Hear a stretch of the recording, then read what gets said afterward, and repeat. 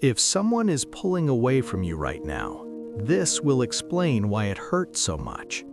Most people think rejection happens when someone leaves, but the most painful rejection happens while the relationship is still alive.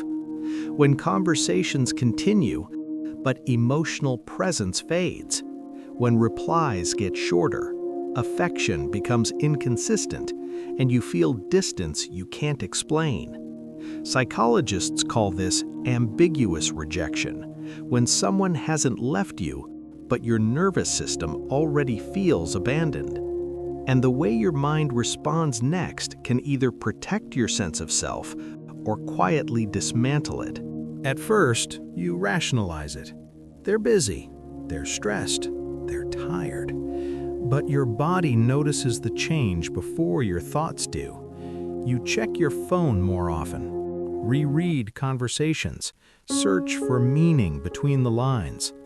If you've been overthinking, monitoring their tone, or feeling unlike yourself, you're not broken. Your nervous system is responding to uncertainty. And this is the moment most people lose peace, long before they lose the person. Here's what most people misunderstand about rejection. It's not distance that hurts most. It's not knowing where you stand. The human brain experiences emotional uncertainty as threat. Neuroscience shows that ambiguity activates the same fear circuits as physical danger. That's why silence feels unbearable. The nervous system prefers bad certainty over hopeful confusion. Not because you're weak, but because your brain is designed to survive. Once uncertainty appears, your attachment system activates. You seek reassurance, you explain more, apologize faster, ask for less. Not because you lack confidence, but because closeness feels like safety.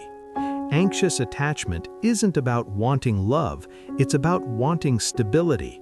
And slowly, without noticing, you stop asking, "Is this relationship healthy?" and start asking, "How do I keep them?" Here's where most people make it worse. They send the long message, carefully written, emotionally responsible, designed to restore closeness. But what's damaging isn't that they're pulling away. It's that your mind keeps trying to pull them closer. Messages sent from anxiety don't create connection. They ask for reassurance, and reassurance never builds stability. Here's the truth most people never hear. You cannot stabilize a relationship while your nervous system is unstable. Until your body feels safe again, no conversation will land clearly. That's why silence, used correctly, is not manipulation, it's regulation. It's choosing clarity over urgency. There are 3 things that stabilize you, regardless of what the other person decides. First, pause. Do not respond while your chest is tight or your breathing is shallow. Messages sent from anxiety seek relief, not resolution. Second, restore your center. Return to your routines, movement, work, structure. Rejection becomes devastating only when someone else becomes your emotional anchor. Third, observe behavior, not words. Healthy connection doesn't require chasing. Consistency doesn't need reminders. If someone wants closeness, their effort will be visible without persuasion. Rejection is not proof that you weren't enough. It's information. It reveals availability, not value. You cannot negotiate emotional presence, and love that requires self-abandonment is not safety.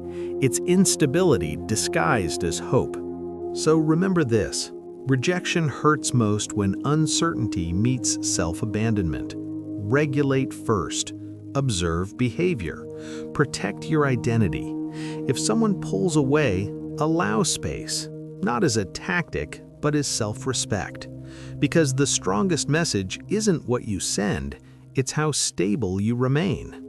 You don't lose people by honoring your nervous system. You only lose those who needed you anxious, uncertain, and shrinking in order to stay. And the right relationship will never require you to disappear to be loved. If this spoke to you, share your experience in the comments, what you're healing from or what you've learned.